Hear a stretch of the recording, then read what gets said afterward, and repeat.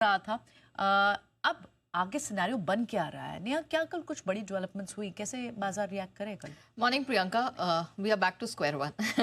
Strength बरकरार है। अभी अगर आप यूएस फ्यूचर्स पर ही नजर डाल लें तो डाउ फ्यूचर्स हल्की फुल्की हरे निशान के साथ ट्रेड कर रहा है, Nasdaq futures flat to negative trade कर रहा है।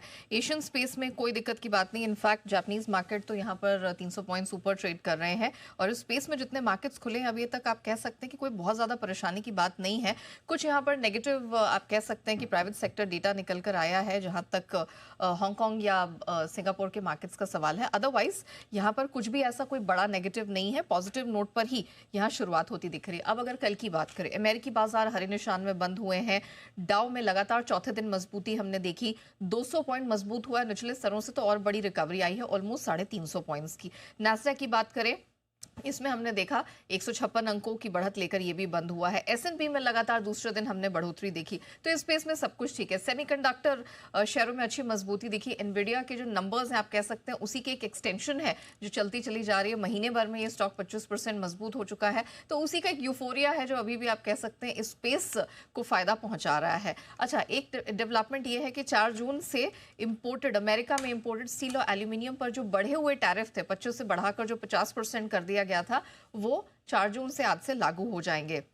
ट्रेड डील और अमेरिकी टैक्स कट बिल है, ये भी एक इंपॉर्टेंट एरिया है जहां पर आप कह सकते हैं न सिर्फ अमेरिकी मार्केट्स की बल्कि दुनिया भर के बाजारों की भी नजर रहने वाली, क्योंकि बुधवार है वो आखिरी दिन जब सारे देशों को अपनी जो डील्स हैं, अपने नेगोशिएशंस हैं, वो अमेरिका के सामने रखने हैं। जॉब्स ओपनिंग के आंकड़े वहां पर काफी अच्छे निकल कर आए, वहां से कोई दिक्कत नहीं है। फैक्ट्री ऑर्डर्स थोड़े लड़खड़ाए हैं।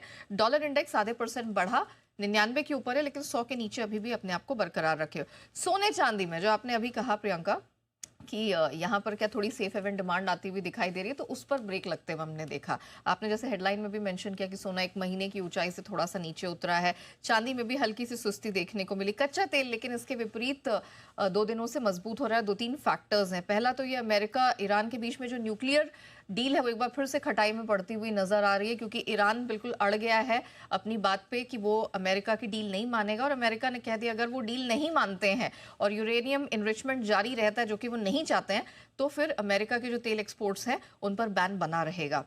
सिर्फ यही नहीं, रूस यूक्रेन में तनाव जो है फिर से बढ़ता चला जा रहा है, और कनाडा की जो एल्बर्टा फील्ड्स हैं वहां पर जो वाइल्ड फायर्स है उसकी वजह से 3.5 लाख बैरल प्रतिदिन का जो आउटपुट है वो प्रभावित यहाँ पर हुआ है। इन सबसे कच्चे तेल को बल मिल रहा है। अदरवाइज मेटल्स में मिला जुला सा कारोबार है, और कॉफी की कीमतें हमारे रडार पर हैं क्योंकि ग्लोबली गिरती चली जा रही हैं। 2 महीने के लोस पर अरेबिका कॉफी है, रोबस्टा कॉफी भी 7-8 महीने के लोस पर है। ठीक है, पहले बड़ी भी तो थी एक टाइम पे। रिकॉर्ड हाई लेवल्स पे चली गई थी, और अब क्या है कि उत्पादन काफी तेजी से बढ़ रहा है। ब्राजील, वियतनाम, सेंट्रल अमेरिका, सबसे फसल निकल कर आ रही है। सप्लाई काफी है, सप्लाई प्रेशर है। चलिए, बहुत बहुत शुक्रिया नेहा, तमाम सारे